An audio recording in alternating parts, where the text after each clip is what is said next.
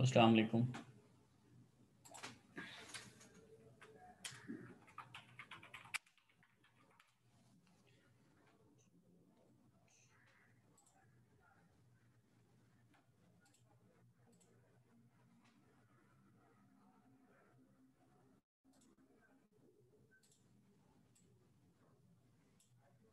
Okay students, attendance लगा लेते हैं पहले।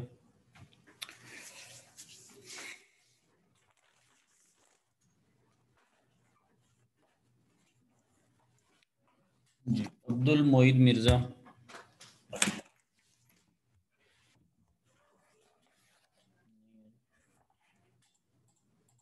अब्दुल रहमान,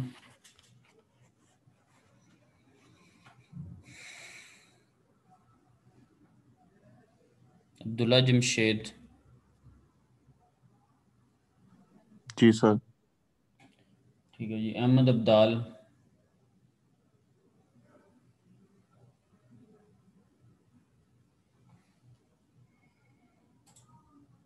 अमर अशफाक अवान,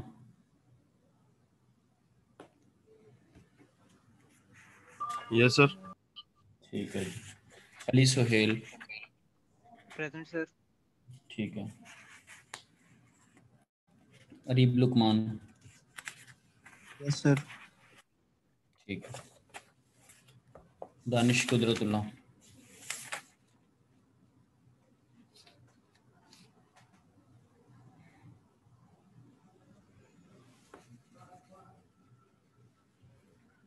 नहीं है जी,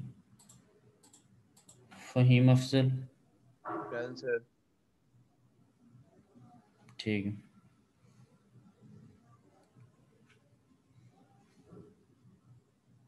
Hisham Sarwar, Hasan Ali,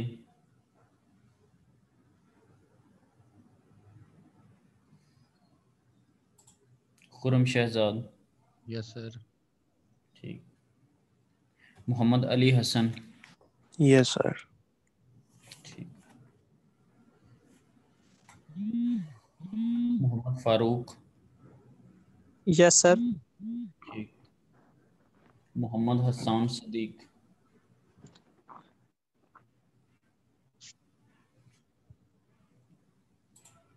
Mohammad Mazhar, yes sir. ठीक, मोहम्मद शहरियार,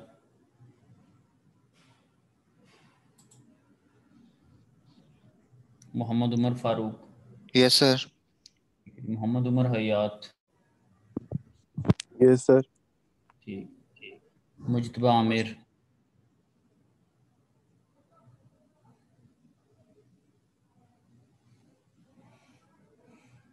नहीं है जी, सन्नान आमिर,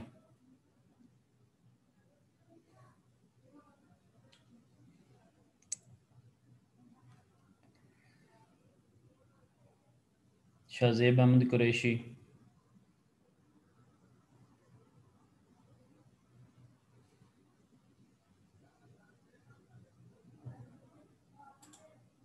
शराज खालिद,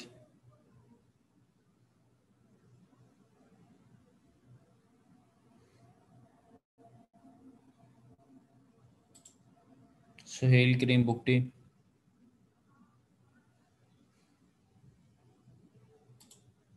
सैयद हैदर अली तिरमजी, यस सर। ठीक है, उज़ैर इफ्तिखार, प्रेजेंट सर। ठीक है जी, या इमरान,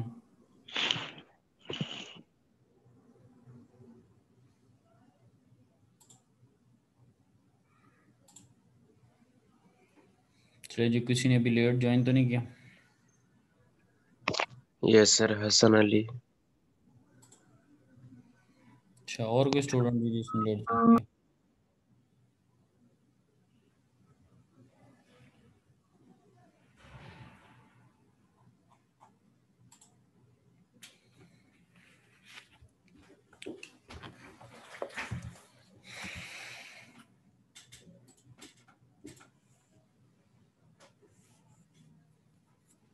चलें जी, अभी कुछ देर में करते हैं स्टार्ट।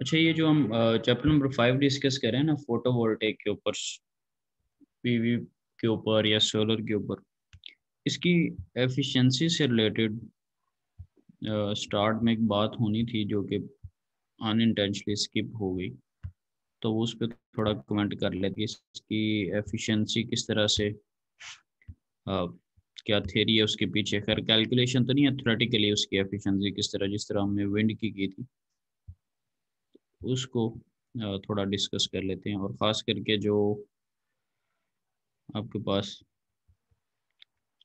सनलाइट है, जो उसका स्पेक्ट्रम बन रहा होता है, उसको भी डिस्कस कर लेते हैं। और इसमें थोड़ी सी बात फिर मल्टी जंक्शन सोलर सेल पे भी कर लेंगे कि उसमें एफिशिएंसी किस तरह से ज़्यादा होती है और क्या मैकेनिज्म होता है हमारे पास।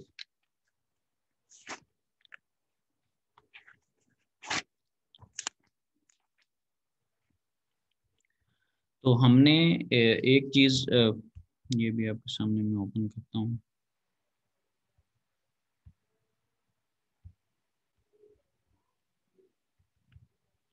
टाइटल उसका impact on PV efficiency, photovoltaic efficiency के ऊपर जो बैंड्स हैं, जो सनलाइट अवेलेबल है हमें ऑन अर्थ, जो सोलर का स्पेक्ट्रम बनता है, अ, उसका क्या मैकेनिज्म, उसके अगेंस्ट हमें क्या एफिशिएंसी मिल सकती है। इससे पहले हमने एक चीज़ डिस्कस की थी, एनर्जी और लैम्डा का जो कॉम्बिनेशन था, उसको हमने डिस्कस किया था। और उसमें ई और लैम्डा का जो कॉम्बिनेशन था, वो आपस में क्या रिलेशन है एनर्जी का और लैम्डा का। लैम्डा इज अ वेवलेंथ, ई जो है वो एनर्जी है।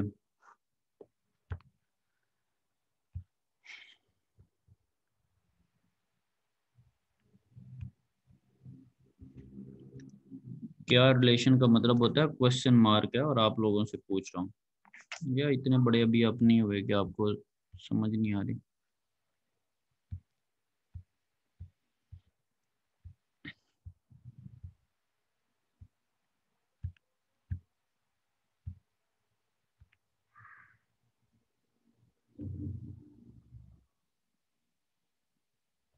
जी क्लास वालों, खैरियत है?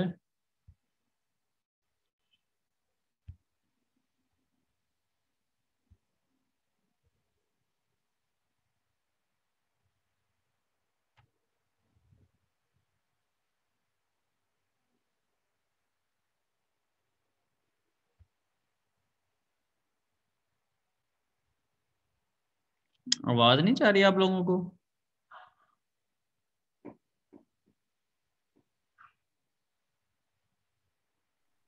आ रही है सर। जी भी बंदे हो यार, 2-2 मिनट के इतनी कूते स्मार्ट पे फर्क पड़ गया। नहीं सर। हाँ जी, 1 बाय 1 सारे बताएं कि एनर्जी और लैम्डा का क्या कॉम्बिनेशन है, क्या रिलेशन है उनका आपस में।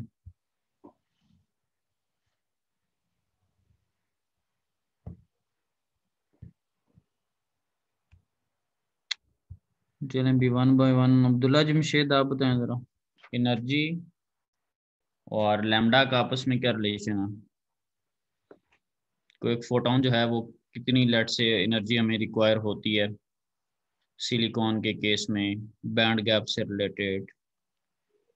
ये हमने एक टॉपिक पढ़ा था, ई और लैम्डा का जो रिलेशन है, कोई भी जो फोटोन है उसकी एनर्जी।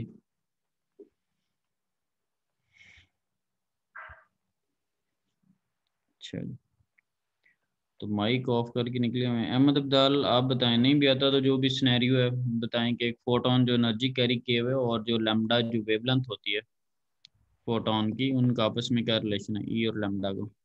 ओके सर, लैम्डा और एनर्जी का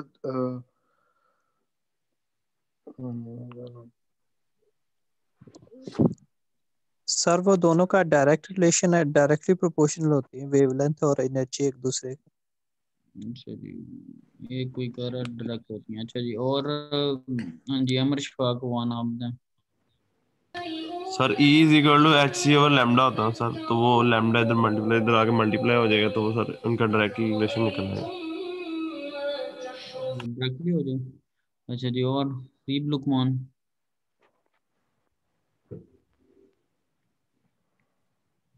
सर ई और लैम्डा का मतलब कि आपस में डायरेक्टली प्रोपोर्शनल है ये, तो जितना ई लैम्डा बढ़ेगा उतना ही ये भी बढ़ेगा। हम्म। अच्छा, डायरेक्टली पे आ रहे हैं सारे। ओके जी, Haider Shah. Sir E is equal to H C over lambda होता है ना, तो ई और लैम्डा आपस में इनवर्सली प्रोपोर्शनल होते हैं। Yes sir, inversely proportional sir, मेरा वो पर्सनली आपके ख्याल में क्या होता है? जी सर। पर्सनली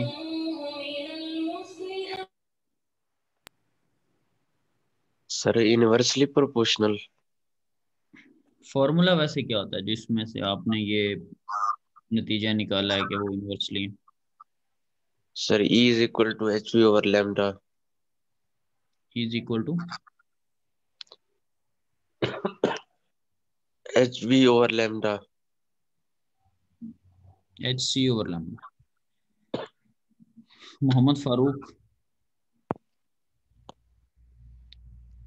क्या कहना चाहेंगे? 61 मोहम्मद फारूक।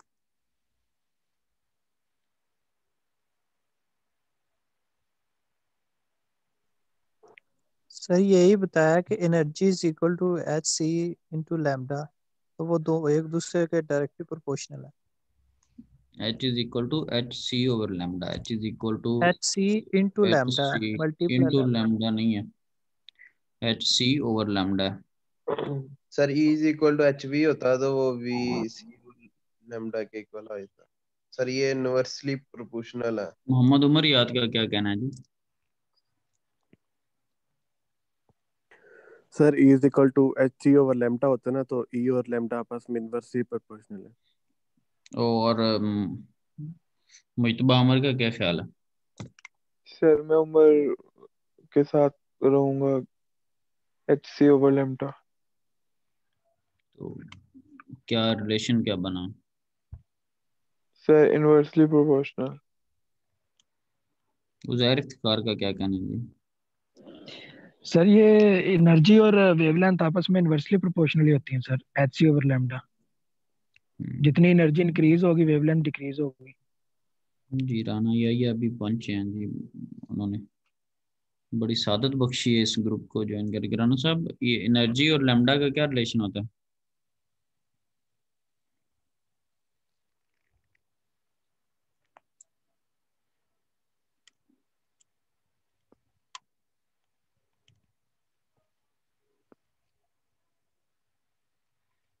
तो सर जी ये जो हमारे सामने की इक्वेशन लिखी हुई है 5.1, अच्छा, E is equal to lambda V, इसके मुताबिक लैम्डा डायरेक्टली प्रोपोर्शनल है। कहाँ पे किसके सामने इक्वेशन लिखी हुई? इक्वेशन 5.1 देखिएगा प्लीज। वो C is equal to lambda V है। अच्छा वो E है, मुझे नजर आता, सॉरी। स्पीड ऑफ लाइट और वी और वो लैम्डा का रिलेशन है। सॉरी। हम्म, अच्छा जी।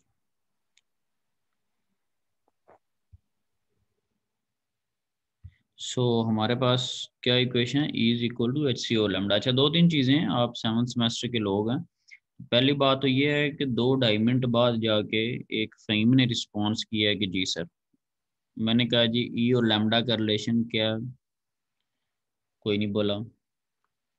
फिर मैंने 2-3 दफ़ा कहा जी आवाज़ आ रही, कोई बंदा नहीं बोला। को तकरीबन 4-5 मेरी ऐसी स्टेटमेंट्स यूज़ करने के बाद फ़हीम ने कहा, और इंतहाई ऑकवर्ड ये सिचुएशन है, इसको जितनी भी इसकी मजम्मत की जाए ना ये कम है। ठीक है, तो ये आप लोगों का रवैया है टुवर्ड्स द कोर्स। ठीक है, सबको पता ही होता है कि उनके माइक्स ऑफ एंड अलर्ट से अगर बोलना है तो, या कोई भी कमेंट अगर करना है। और फिर मैंने इनफरादी तौर पे 1 बाय 1 कह के आपको बुलाया। ठीक है, तो ये बहुत एक लो लेवल की थिंकिंग है। ठीक है, कुछ थोड़ी शर्म कर लें कि जब कोई क्वेश्चन पूछा जाता है तो उसका रिस्पॉन्ड किया कर। ये नहीं है कि पार्टिसिपेंट में 1 बाय 1 जाके और उसके ऊपर इस तरह टाइम लगाया जाए। तो थोड़ा सा कुछ बड़ा होने वाली आदतें अपना लें जो कि with the passage of time आपको खुद ही आनी है।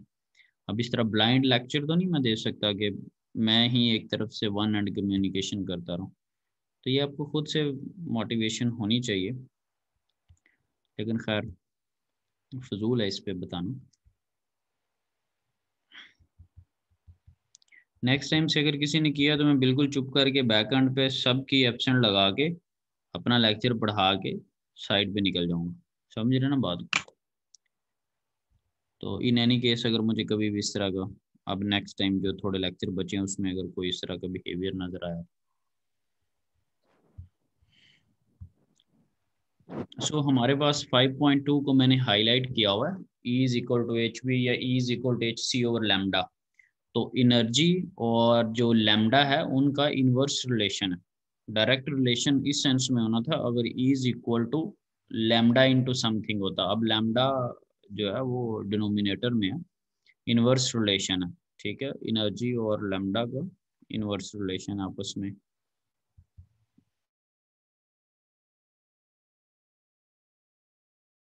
की थी कि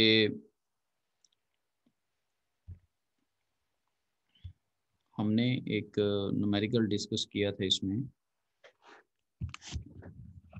जिसमें हमने देखा था कि क्या मिनिमम वेवलेंथ वगैरह हमें रिक्वायर है, ठीक है, या क्या एनर्जी रिक्वायर है हमें।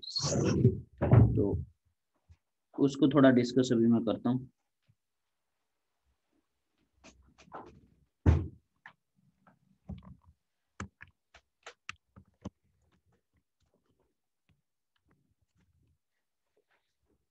हमने एक न्यूमेरिकल किया था और उसमें मैं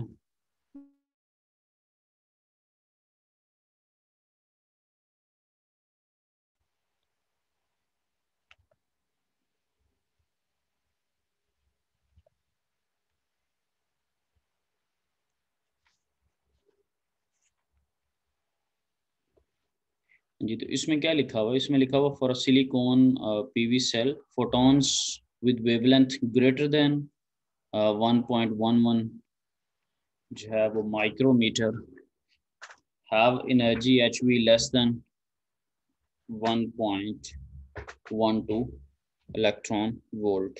यहाँ पे भी खैर हमें आइडिया हो रहा है कि जिनकी वेवलेंथ 1.1 माइक्रोमीटर से ज़्यादा होगी उनकी जो एनर्जी है वो 1.12 इलेक्ट्रॉन वोल्ट से कम होगी। और ये एनर्जी क्या होती है? ये एनर्जी होती है बैंड गैप एनर्जी होती है, जो कि एक्साइट करने के लिए इलेक्ट्रॉन को ताकि वो कंडक्शन में पार्टिसिपेट कर सके। ये हमने चीज़ सीखी। तो यहाँ पे आपको देख के क्या लगता है कि अगर मेरे पास लाइट से ये कुछ सनलाइट आ रही हो, सोलर का अगर स्पेक्ट्रम हो, और सपोज ऐसे केस में 1.1 माइक्रोमीटर से जो ज़्यादा की वेवलेंथ होगी, क्या वो सिलिकॉन के केस में इलेक्ट्रॉन को एक्साइट करवा पाएगी? नो सर, वो वेस्ट हो जाएगी। रीजन के साथ बताएं कि अगर लेट से आप कह रहे हैं कि नहीं करवा पाएगी तो क्या वजह? 1.11 माइक्रो या एक सर्टन वेवलेंथ से ज़्यादा की जो सनलाइट है, जो रेज आ रही हैं, वो क्यों नहीं करवा पाएंगी एक्साइट एक इलेक्ट्रॉन को?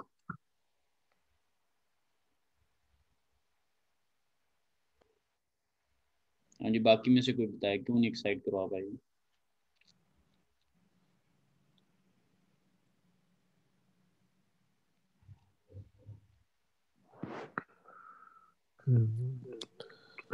सर एक्साइटेशन के लिए जो एनर्जी रिक्वायर है, मिनिमम एनर्जी रिक्वायर है, वो अगर उससे कम हो जाएगी तो फिर नहीं होगी सर। अगर तो वेवलेंथ बढ़ती है तो वो कम हो जाएगी।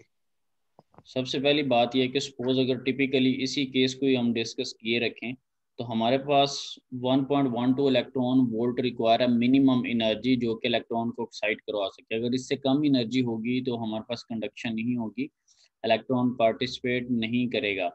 सो अगर हम वेवलेंथ को बढ़ाते हैं 1.11 माइक्रोमीटर, अगर वेवलेंथ को इससे एक्सीड करते हैं तो वेवलेंथ के बढ़ने का दूसरे लफ्जों में मतलब क्या है? एनर्जी का कम हो जाना, ऐसे ही।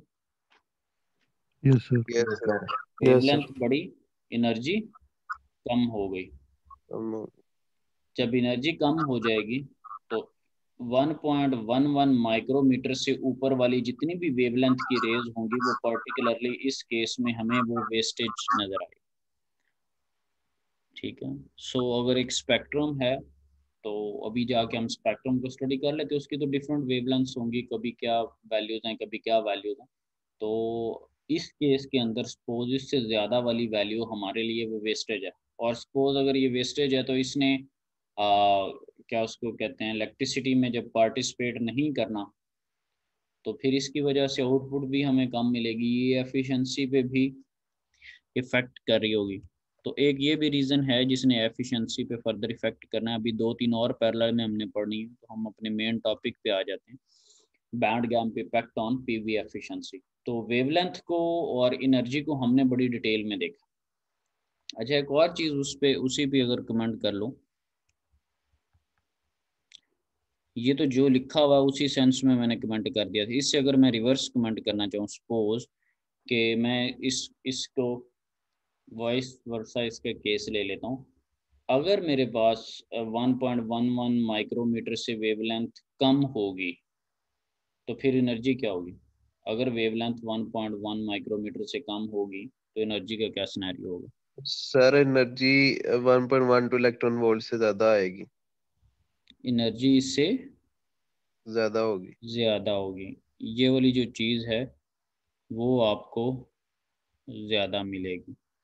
अगर ये 1.11 माइक्रोमीटर से हमारे पास जो वेवलेंथ है वो कम होगी तो आपको एनर्जी ज़्यादा मिलेगी। अब यहाँ पर फिर मैं अगेन एक कमेंट करता हूँ एफिशिएंसी के सेंस में, आपको रिक्वायर कितनी है? 1.12। Yes sir. तो जितनी ज़्यादा होगी वो ज़्यादा वाली अमाउंट ज़ाया नहीं हो जाएगी? सपोज कोई चीज़ 100 रुपए की आ रही है तो आप भले उसको 1000 रुपया दे दें चाहे लाख दे दें, वो ऊपर वाला आपकी तरफ से वेस्टेज है। उसको कितने यस रिक्वायर सर। है? 1.12 इलेक्ट्रॉन वोल्ट। तो जो एनर्जी 1.12 से ज़्यादा होगी वो ज़्यादा वाली अमाउंट ज़ाया हो जाएगी, और जितनी एक्साइट करने के लिए चाहिए थी वो प्रॉपरली एक अच्छे मकसद के लिए यूटिलाइज हो जाएगी।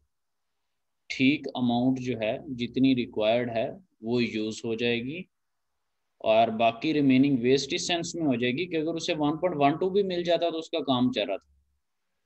समझ रहे? यस अगर सर। पर्टिकुलरली एक इलेक्ट्रॉन है तो वो अपने ही चीज़ का जिम्मेदार है, बाकी कोई अगर इलेक्ट्रॉन लेट से उसको क्या एनर्जी रिक्वायर है, तो एक इलेक्ट्रॉन को 1.12 ही चाहिए। तो अगर आपकी वेवलेंथ कम होती है और आपकी एनर्जी ज़्यादा होती है तो जितना ज़्यादा वाला पोर्शन होगा वो वेस्ट हो जाएगा। और इससे पहले हमने क्या केस डिस्कस किया कि ये जो ऑथर ने लिखा हुआ है, अगर बिल्कुल ये इसी तरह ही हमने केस डिस्कस किया था कि वेवलेंथ अगर ज़्यादा होगी तो एनर्जी कम होगी, और कम एनर्जी पे तो उसने एक्साइट ही नहीं होना, उसे मिनिमम 1.12 इलेक्ट्रॉन वोल्ट चाहिए। तो हमने कितने केस डिस्कस कर लिए हैं जी? 2। Yes sir. ठीक है, तो ये वेवलेंथ और एनर्जी के ऊपर पॉसिबल कॉम्बिनेशन था। अब इसको वहां पर जब स्टेटमेंट के फॉर्म में हमारे पास लिखा होगा तो हमारे जहन में चीज़ें कुछ होनी चाहिए। ओके जी,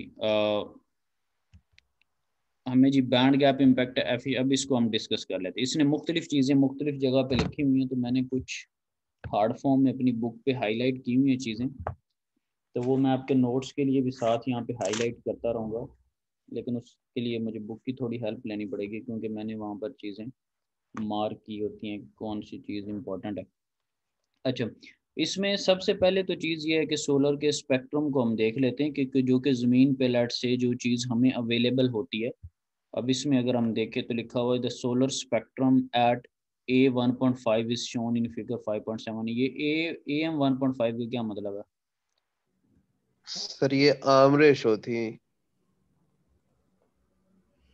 एयर मास रेशो। क्या?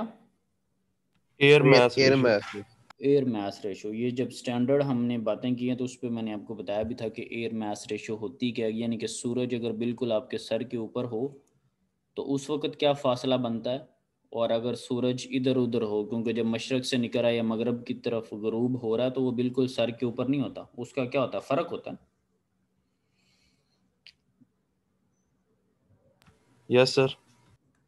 डिस्टेंस का फ़र्क होगा ना आपके, बिल्कुल अगर हेड के ऊपर है तो उसका कुछ और डिस्टेंस है, अगर वो मशरक की तरफ से आ रहा है तो वो बिल्कुल आपके हेड के ऊपर नहीं है, वो आपकी बॉडी से, और उसका डिफरेंस कुछ और है। ठीक है, सो इसकी चले यहाँ पे डेफिनेशन भी आपको बता ही देते हैं।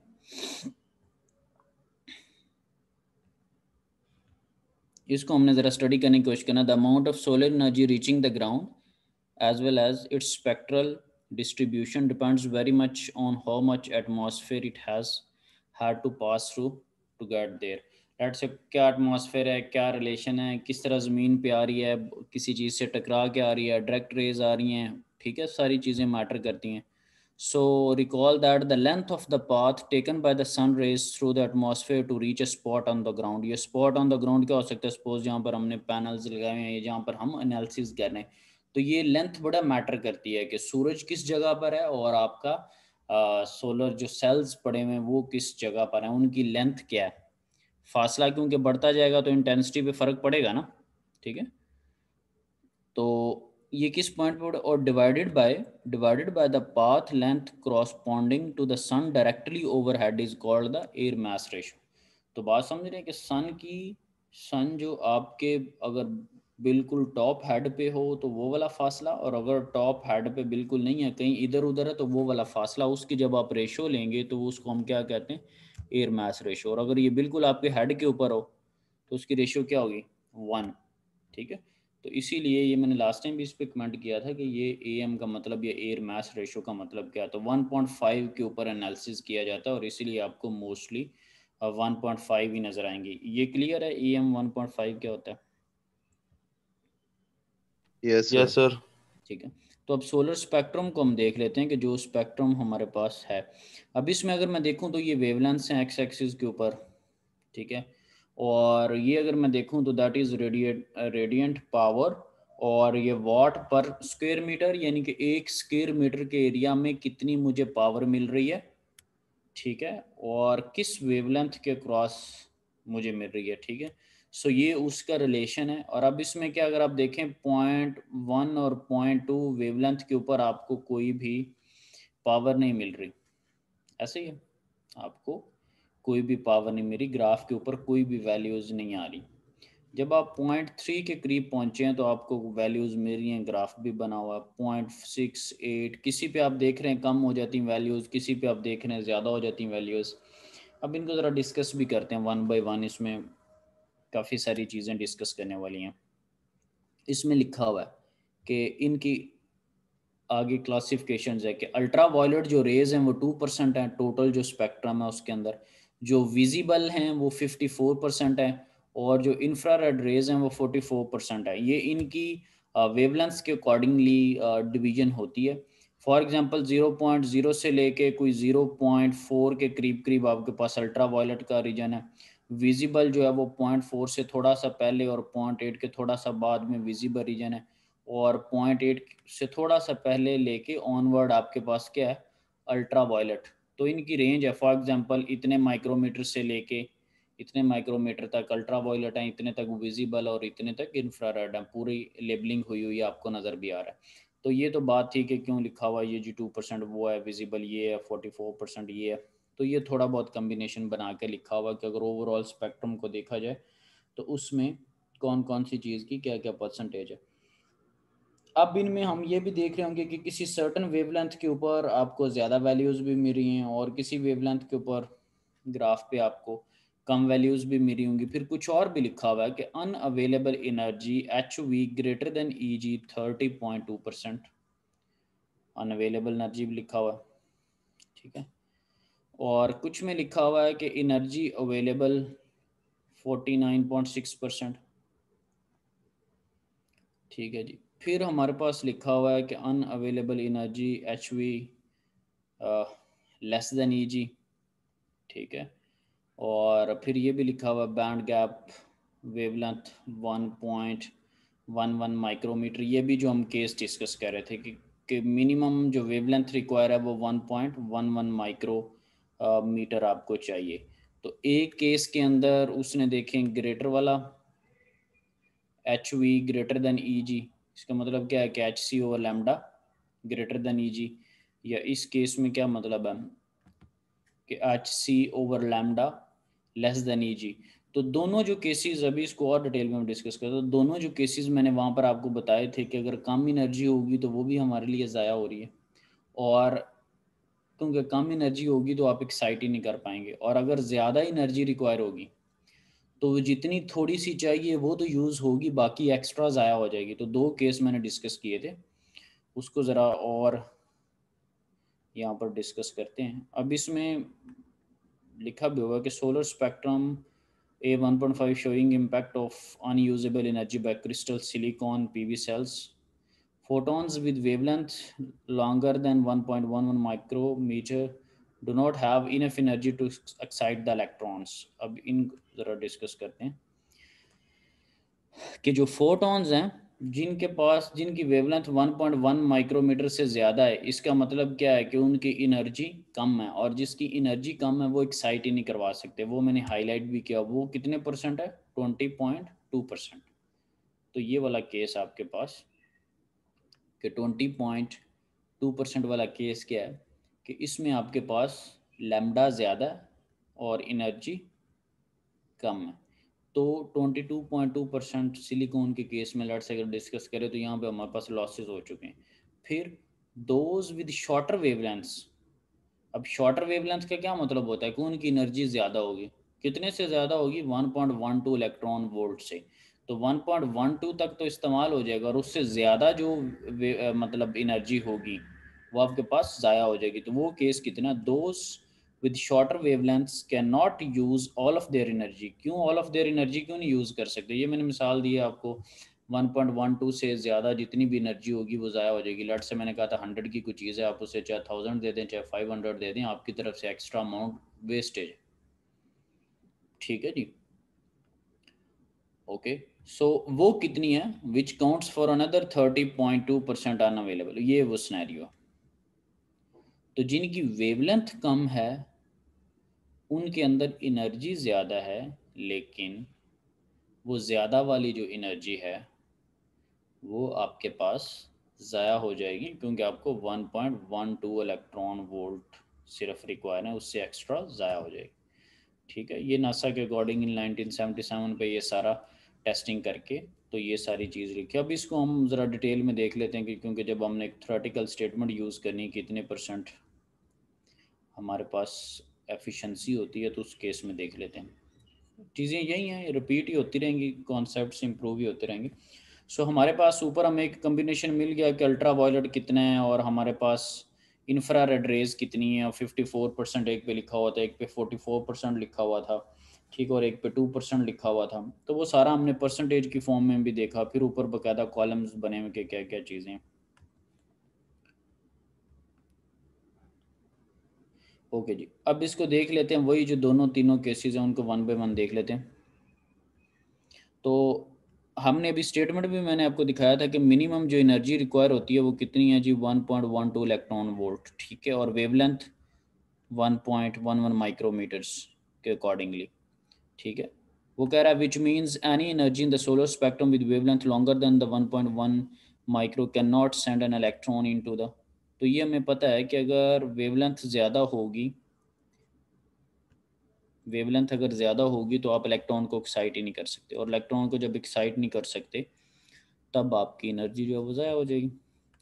और दूसरा केस क्या हो सकता है, and any photons with wavelength less than, अब शॉर्टर अगर वेवलेंथ होगी तो वो क्या करेगा, वेस्ट दे और एक्स्ट्रा एनर्जी, अपनी एक्स्ट्रा एनर्जी को वेस्ट कर देगा। ये भी हमने केस डिस्कस कर लिया। अब ये कितने परसेंट वो कर देगा, क्या सिनेरियो हो जाएगा। तो एक में हमने देखा है कि as presented they are 22% of the energy. एक में हमने क्या देखा कि 20.2% एनर्जी ज़ाया हो रही, ठीक है, और एक में हमने देखा कि एक केस में हमारे पास 30%, ठीक है। तो ये दोनों जो ज़ाया वाले केसेस हैं 20.2 और 30.2, दैट इज 50.4। तो रिमेनिंग एनर्जी कितनी बचेगी? द रिमेनिंग जो एनर्जी बची है वो 49.6% बची है। 49.6। सिर्फ अभी ये स्पेक्ट्रम वाले केस को भी, अभी जस्ट एक केस से हमने डिस्कस किया लैम्डा और उसके केस में हमने, ठीक है। तो आप ये देख रहे हैं एनर्जी अवेलेबल जो लिखा हुआ 49% क्यों लिखा हुआ तस्वीर के अंदर, फिगर 5.7 के अंदर, ठीक है। Yes sir. ओके जी, अच्छा उसी पे आ जाते हैं जो हम चीज़ें डिस्कस कर रहे थे। अच्छा, ये हमने एक रफ सी एक स्कीम देखी। तो यहाँ पे ये कह रहा है कि ऑलमोस्ट जो है ना वो 49.6 हो या 50% हो, एक ही बात। वो कह रहा है कि ऑलमोस्ट इसी चीज़ ने, ये जो हमने थोड़ी सी डिस्कस की है, इसने एनर्जी को लिमिट कर दिया कहाँ तक? 50% तक। 50% ज़ाया हो रही, ठीक है। तो थोड़ा जस्टिफिकेशन बीमारी। अब कुछ और पॉसिबल चीज़ें क्या हो सकती हैं, कुछ और लॉसेस भी क्या होते हैं, क्योंकि हम हीट वगैरह को बड़ा डिस्कस करते हैं, वो कुछ इस तरह की चीज़ें हैं वो भी हम देखते हैं।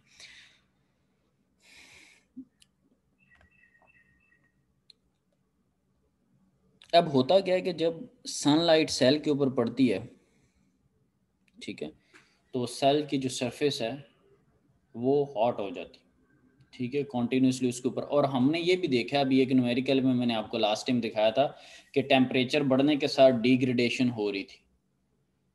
कंपनी वालों ने जो अपनी शीट प्रोवाइड हमें की हुई थी, जो टेबल प्रोवाइड किया हुआ था, उसमें लिखा हुआ था कि 1% अगर 1 डिग्री सेल्सियस के ऊपर कितने % एनर्जी में या वी ओपन सर्किट में क्या डिग्रेडेशन आती है। हमने इसको स्टडी किया है ना पिछले एग्जाम्पल में। Yes sir. 25 से अगर टेम्परेचर बढ़ जाता है, नॉमिनल ऑपरेटिंग सेल टेम्परेचर अगर उससे बढ़ जाता है तो क्या हमारे पास सिनेरियो बनता है, ठीक है। सो अब ये सारी चीज़ें हमारे ज़हन में हैं। So cells in the sun get hot which means their surface radiate energy proportional to the fourth power of their temperature। अपने टेम्परेचर के अकॉर्डिंगली उसकी जो फोर्थ पावर है, यानी कि 1/4 पोर्शन, वो सपोज ये कह रहे हैं कि वो क्या है कि वो हीट की फॉर्म में उनके किनारों से हीट की फॉर्म में, लॉसेस की फॉर्म में ज़ाया हो रही होती है। This accounts for something on the order of 7% losses. तो पहले जो आप 49.6% पे पहुंचे हुए थे, 50.4% आप वेवलेंथ्स और एनर्जीज की सेंस में माइनस करके आ चुके हैं। आपके पास एक वैल्यू आई हुई थी 49.6% अवेलेबल एनर्जी। तो उसमें से भी कुछ पोर्शन जो है वो 7% यानी कि लॉसेस में चला जाता है, हीट लॉसेस की वजह से, ठीक है। यहाँ पर आप एक चीज़ यूज़ करेंगे, इस चीज़ को हम कहते हैं ब्लैक बॉडी रेडिएशन लॉसेस। ऊपर वाला जो था उसको हम क्या कहते हैं? एनर्जी बैंड गैप लिमिटेशंस, के जो एनर्जी का बैंड गैप है उसमें हम लिमिटेड हैं, कुछ हमारे पास लिमिटेशंस हैं, ठीक है। जो पहले लॉसेस हमने डिस्कस किए हैं उनका नाम क्या है? Energy band gap limitations. उन्होंने एफिशिएंसी को रिड्यूस कर दिया। उसके बाद अभी जो हीट वाला कह रहे हैं उसको हम कहते हैं ब्लैक बॉडी रेडिएशन लॉसेस, ठीक है। कोई भी जो सोर्स वगैरह होता है उसको, वो चैप्टर नंबर 4 के अंदर एक स्टेटमेंट है, एक टॉपिक ब्लैक बॉडी रेडिएशंस का, कि एक सोर्स को एक ब्लैक बॉडी के तौर पे आइडली कंसीडर कर लिया जाता है कि वो इतनी हमें वैल्यू दे रहा है, इतने टेम्परेचर पे इतनी वैल्यूज़ दे रहा है हमें। उस पर भी कभी टाइम मिला तो एक शॉर्ट सा थोड़ी छोटी सी डिस्कशन कर लेंगे। सो इनको हम ब्लैक बॉडी रेडिएशंस कह रहे हैं। जो हमारे पास हीट लॉसेज हैं ऊपर वाले जो थे वो बैंड गैप लिमिटेशंस हैं। तो अब एनर्जी और कम हो गई है। अब एक और हमारे पास सीन है कि रिकम्बिनेशन जिसको हम कहते हैं। अब ये थर्ड लॉस की टाइप है। अब रिकम्बिनेशन में क्या होता है, सपोज एक फोटोन आया, उसने इलेक्ट्रॉन होल पेयर जनरेट किया, और क्या पता कि वो होल पेयर इलेक्ट्रॉन और जो होल हैं वो खुद ही आपस में रिकम्बाइन होके एनर्जी उनकी ज़ाया हो जाए। जब रिकम्बिनेशन होगा तो in the form of heat या किसी भी फॉर्म में, लेकिन हमारी तरफ से तो वो ज़ाया हो गया ना, क्योंकि उसने फ्लो करना था, इलेक्ट्रॉन ने फ्लो करना था एक पूरे साइड से, लोड से होते हुए उसने पॉजिटिव टर्मिनल या नेगेटिव टर्मिनल से शुरू हुआ, या पॉजिटिव टू नेगेटिव गया, या नेगेटिव टू पॉजिटिव गया। उसने पूरा एक फ्लो ऑफ चार्जेस हमारे पास बनने थे, जिसको हमने करंट का नाम देना था, जिसको हमने इलेक्ट्रिसिटी का नाम देना था। तो अगर पॉजिटिव नेगेटिव आपस में मतलब कंबाइन होके एक दूसरे की जो एबिलिटी है उसको अगर ज़ाया कर देते तो हमारे केस में तो ये लॉस है, हमें तो इससे कोई एडवांटेज नहीं मिलेगा। तो इसको हम कहते हैं कि रिकम्बिनेशन लॉसेस। तो चलें जी अपनी बात को आगे बढ़ाते हैं। तो जो हीट की वजह से लॉस हुए थे वो हमारे पास 7% लॉसेज हैं, और recombination constraint is related to the slow moving holes that stuck up in the cells, making it more difficult for electrons to pass through without falling back into a hole. तो ये आपके पास जो whole और electron की recombination है उसके आपके पास जो लॉसेज होते हैं दैट इज अप्रॉक्सीमेटली 10%। ठीक है, तो hole saturation effects can accounts for another 10% और सो ऑफ लॉसेज। तो 10% ऑलमोस्ट जो है वो आपके पास रिकम्बिनेशन में चले जाते हैं। 7% ऑलमोस्ट जो है वो ब्लैक बॉडी रेडिएशन जिसको आप हीट लॉसेज कह रहे हैं, और 50.4% एनर्जी बैंड गैप लिमिटेशंस में चले जाते हैं। तो कुल मिला के अब हमारे पास क्या कुछ बचने लगा। So the solar spectrum, black body radiation and recombination। अब मैं एक नई सारी समरी लिखने लगा हूँ, खैर मैं तो नहीं लिखने लगा, हाईलाइट करने लगा हूँ। तो हो क्या रहा है, सोलर स्पेक्ट्रम जो है, ठीक है, उसके अंदर क्या है जी, ब्लैक बॉडी रेडिएशंस, ठीक है, और सोलर स्पेक्ट्रम कि पहला सोलर स्पेक्ट्रम का इशू, फिर ब्लैक बॉडी रेडिएशन का इशू। सोलर स्पेक्ट्रम का 50.4, ब्लैक बॉडी रेडिएशन 7% और रिकम्बिनेशन 10%। ये जो फर्स्ट इनकी एवेल्यूएशन थी वो विलियम शॉकले की तरफ से थी 1961 में, और इसने फिर ये सारी चीज़ों को मिला के हमारे पास इसको हम फिर कहते हैं कि शॉकले लिमिटेशन इसको कहते हैं, ये शॉकले लिमिट कहते हैं, जिसने हमें बताया कि 33.7% जो है for the maximum efficiency of a single junction PV under normal, ठीक है, सनलाइट के ऊपर। ये थ्योरेटिकल है, ठीक, थ्योरेटिकल मतलब समझे कि थ्योरी में ये हो रहा है, प्रैक्टिकली जब आप इसको करेंगे वहाँ पर सनलाइट 100% पहुँच रही है, नहीं पहुँच रही, लेट से धुंध है, सपोज क्लाउडी इन्वायरमेंट है, आपने उसके ऊपर कपड़ा दिया हुआ है, क्या कुछ किया हुआ है, ये सारी चीज़ें हम डिस्कस नहीं कर रहे। तो मैक्सिमम जो थ्योरेटिकल एफिशिएंसी सिंगल जंक्शन के केस में हो सकती है वो आपके पास कितनी है, 33.7%, और प्रैक्टिकली जो इंस्टॉल्ड चल रहे होते हैं वो ऑलमोस्ट को 15% से लेके 15% से लेके को 22-23 बिल्कुल मैक्सिमम, ठीक है, 17, 18, 19 इस तरह का सिनेरियो चल रहा होता है।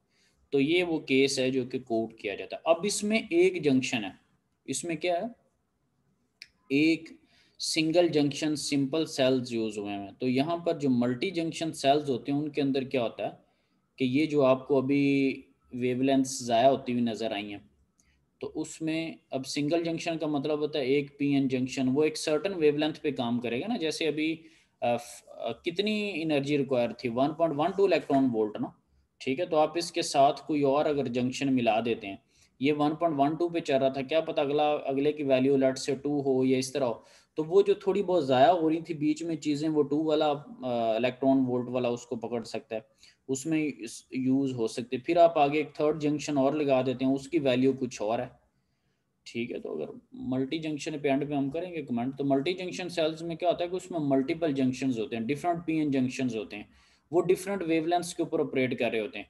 तो लिहाजा ये जो लॉसेज वाली चीज़ें हैं वो कदरे आपको वहाँ पर कम नज़र आती हैं, और उनकी एफिशिएंसी जो है वो अप्रॉक्सीमेटली आपको कोई 45, 48 इस तरह को 50 के राउंड अबाउट्स नज़र आती है, 40s की लाइन में नज़र आती, ठीक है।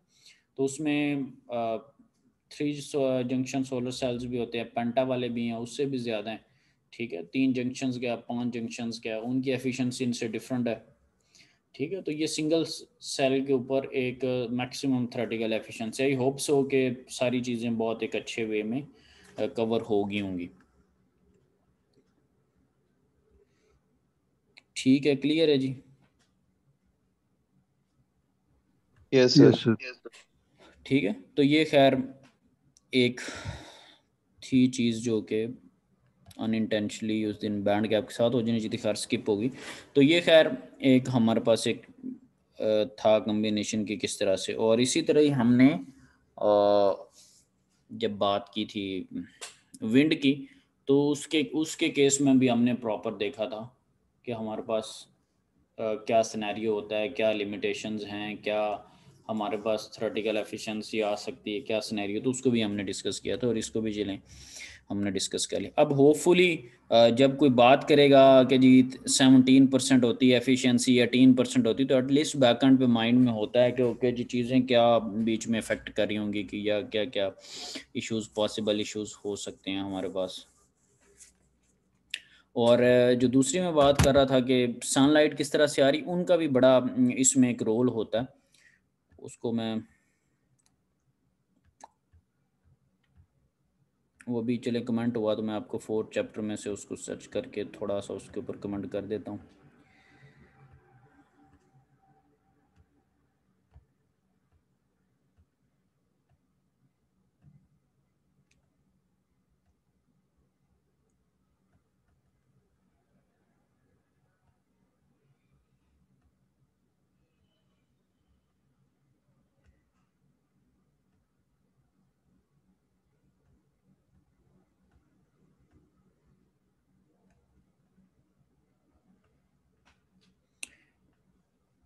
अब इसी एफिशिएंसी के साथ सपोज यहाँ पे हमारे पास लिखा हुआ कि टोटल क्लियर स्काई इंसुलेशन, यानी कि इंसुलेशन में मैंने पहले भी आपको बताया था कि ये वो कंडक्टर इंसुलेटर वाला नहीं है, ये जो सनलाइट आ रही है और जो उसने पावर वगैरह की कैरी की होती है, उस सेंस में हम एक टर्म यूज़ करते हैं इंसुलेशन। जैसे अभी आपने कुछ न्यूमेरिकल्स में देखा था one sun insulation on a collecting surface, यानी कि जो जहाँ पर आप ने कोई पैनल लगाया हुआ है जहाँ पे आप कुछ काम करना चाह रहे हैं।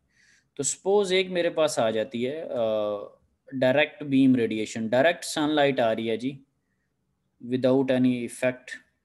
ये देखें जी, सपोज एक बीम है, सन है, और ये देखें ये आपके पास वो पैनल है जिसके ऊपर सनलाइट पड़ रही है, और उस पैनल का क्या एंगल है, और वो जो सनलाइट आई है उसका क्या एंगल है, नॉर्मल बना हुआ, इंसिडेंट एंगल, और सारी चीज़ें हम देख रहे हैं। इसको कॉज के सेंस में भी हम देखेंगे, और ये वो पूरे एंगल्स वगैरह। तो ये बेसिकली डायरेक्ट आ रही थी, ठीक है। और अब जब आप वहाँ पर वन सन इंसुलेशन और इस तरह की वैल्यूज़ वगैरह कैलकुलेट कर रहे होते हैं, वो आप बेसिकली उसको 1000 के करीब ले रहे होते हैं। अब जब पूरी कैलकुलेशंस की हैं तो ये 697 के करीब करीब है। इस पे पूरा लिखा हुआ, for example in example 4.8 solar Noon Atlanta के ऊपर, ठीक है। और मतलब एटलांटा प्लेस का नेम हो गया, लैटीट्यूड 33.7, मै 21 के ऊपर पूरा वो लिया हुआ सारा कि clear sky beam insulation was found 902, और वो चीज़ें मुख्तलिफ हैं, यानी कि यहाँ अब वहाँ पर वो वन सन्स और उस तरह की बातें नहीं हो रही कि 1000 आई है वो। अब बीच में कुछ रेडिएशंस ऐसी भी हो सकती हैं, डिफ्यूज्ड भी हो सकती हैं, ठीक है, जो कि बिल्कुल क्लियर नहीं आ रही, ठीक है। और लिखा भी हुआ कि incoming radiations can be scattered from the atmospheric particle and moisture and it can be reflected by clouds. तो कुछ आपके पास रास्ते में कुछ चीज़ें आ सकती हैं पॉसिबली, और अब ये डायरेक्ट नहीं होगी, ये डिफ्यूज्ड रेडिएशन होंगी। अब इनकी जो पावर है वो कुछ और है, ठीक है। ये देखें सनलाइट है, यहाँ से आई है तो क्लाउड को टकरा गई है, क्लाउड को टकराने के बाद नीचे आ रही है, ठीक है। और ये कुछ आई है और यहाँ पे सरफेस पे हिट करके वापस जा रही है, और आगे फिर रिफ्लेक्ट बैक हुई क्लाउड से फिर इधर को आ रही है। तो कुछ डिफरेंट हमारे पास कम्बिनेशंस हो सकते हैं, माइट भी उनका पाथ डिफरेंट हो, माइट भी स्कैटर्ड हो रही हो किसी वजह से, उनकी वैल्यूज कुछ और होगी। अब सपोज के अब ये यहाँ पे आ रहा है कि diffuse radiation on a collector assume to be proportional to the fraction of the hemispherical sky. खैर सो यहाँ अब इसमें कुछ और भी चीज़ हो सकती है। ये देखें, जिनको मैं उस वक्त अलर्ट से शेडो की बात करता था, या वो शाम सर ने क्वेश्चन किया था जब मैंने कहा था कि मैक्सिमम पावर पॉइंट को हम कैसे ट्रैक करें। अभी आपके सामने एक सोलर सेल या एक पैनल लग रहा है, तो पैनल की बैक साइड पे देखें, अगर सूरज इस तरफ होगा तो बैक साइड पे तो साया आ रहा होगा, ठीक है।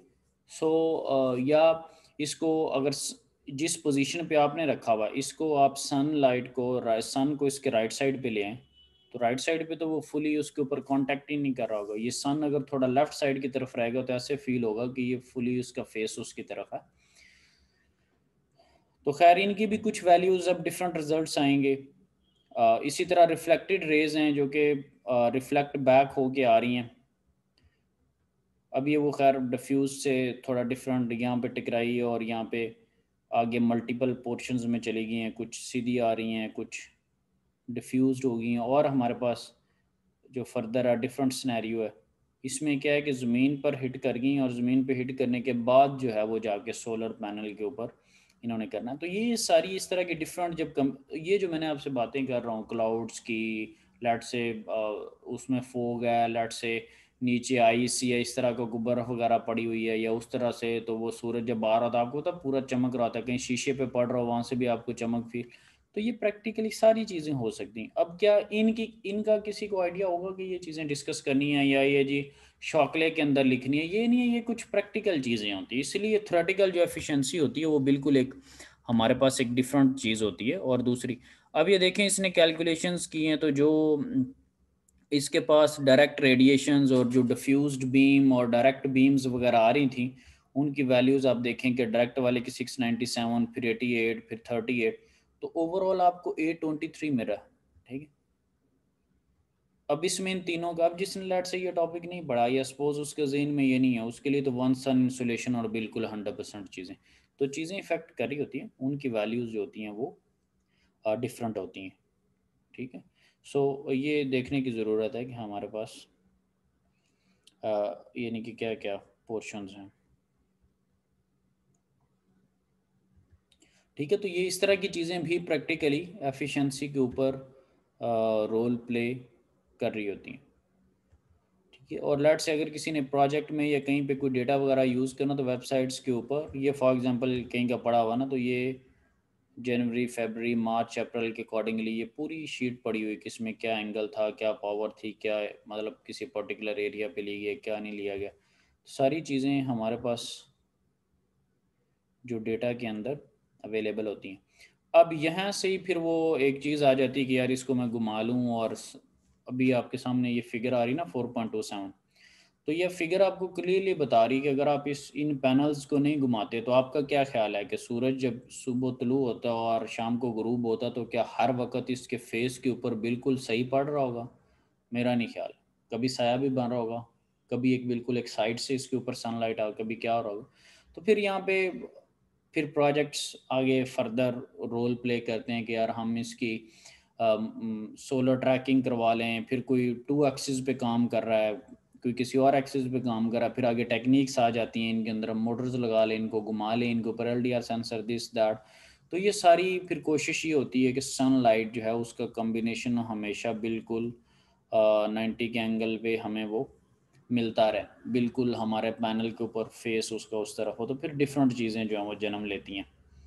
ठीक है, तो इसके ऊपर मल्टीपल लोग फिर काम भी करते हैं। तो ये एक वे था कि किस तरह से क्या आपके पास एफिशिएंसी होती है, किस तरह आपके पास ट्रैकिंग की फिर आपको माइंड में आ रहा होता है, और किस तरह से आप सिंगल जंक्शन से मल्टीपल जंक्शंस की तरफ जाते हैं,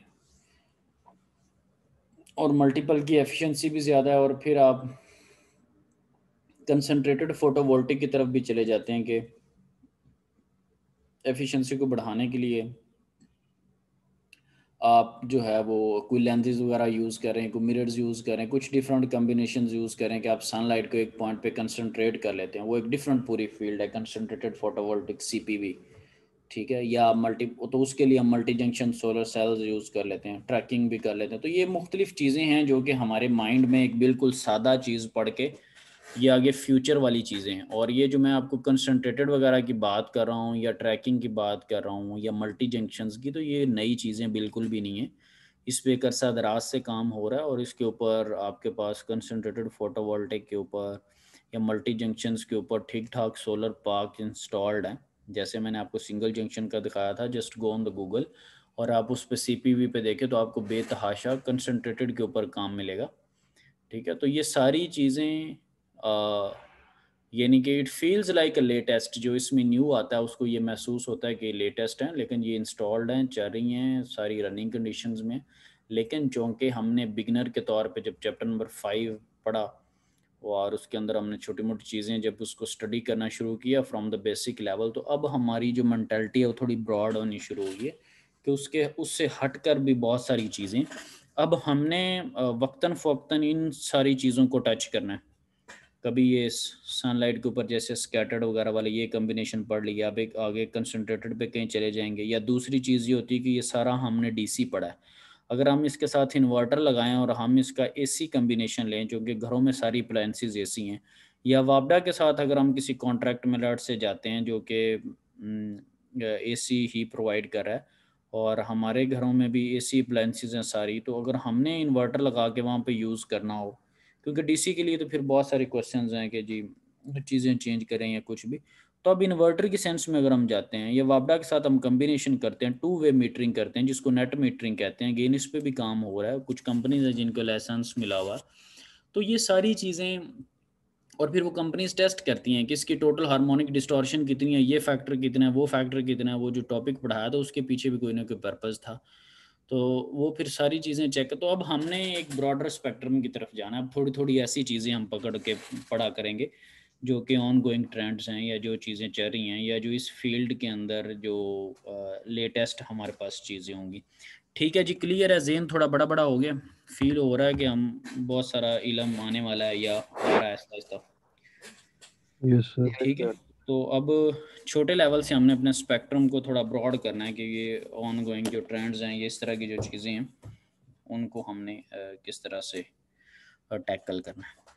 ठीक है जी, दैट्स ऑल अबाउट टुडे, और फिर इंशाल्लाह नेक्स्ट में देखते हैं कि हमारे पास क्या है। तो एक असाइनमेंट, एक मिनी सी एक असाइनमेंट वहाँ पे लिखी हुई है, तो वो एक बड़ी एक अच्छी अपॉर्चुनिटी है आप लोगों के लिए कि एक तो आप थोड़ा नॉलेज उसमें गेन कर लें, आपका थोड़ा पॉइंट ऑफ व्यू भी ज़रा आ जाएगा और उसमें एक अच्छे मार्क्स आने के भी चांसेस हैं, क्योंकि साफ ज़ाहिर है आपका जो असाइनमेंट करने का लेवल है वो अब लोअर सेमेस्टर्स वालों से यकीनन डिफरेंट होगा, तो आप उसके एक अच्छे वे में कर रहे होंगे। आप इंटरनेट से आप ख़ुद में डिस्कशन कर सकते हैं, बुक से हेल्प ले सकते हैं, लेकिन जब लिखना है तो आपने उसको अपनी ऑन वर्डिंग में और अपने आइडियाज़ को सजेस्ट करना है। ठीक है, हेल्प में कोई किसी किस्म का कोई इशू नहीं है, और उम्मीद है आप लोगों ने देखी होगी या नहीं देखी अभी तक, लगता नहीं कि देखी होगी। देखिए सर, देखी यार, तो LMS पे जस्ट अ सेकंड उसको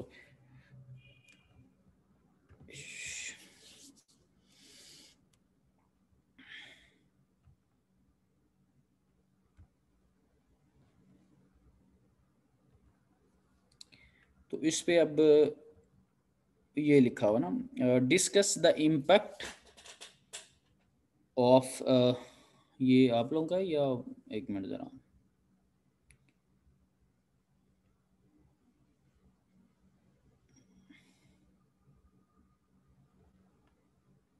नहीं वही मैं कहूँ कि ये it feels like a thermo, yes sir, thermodynamic. नहीं वो मुझे डिस्कस द इम्पैक्ट पे शक पड़ गया था। खैर, सो चलें जी,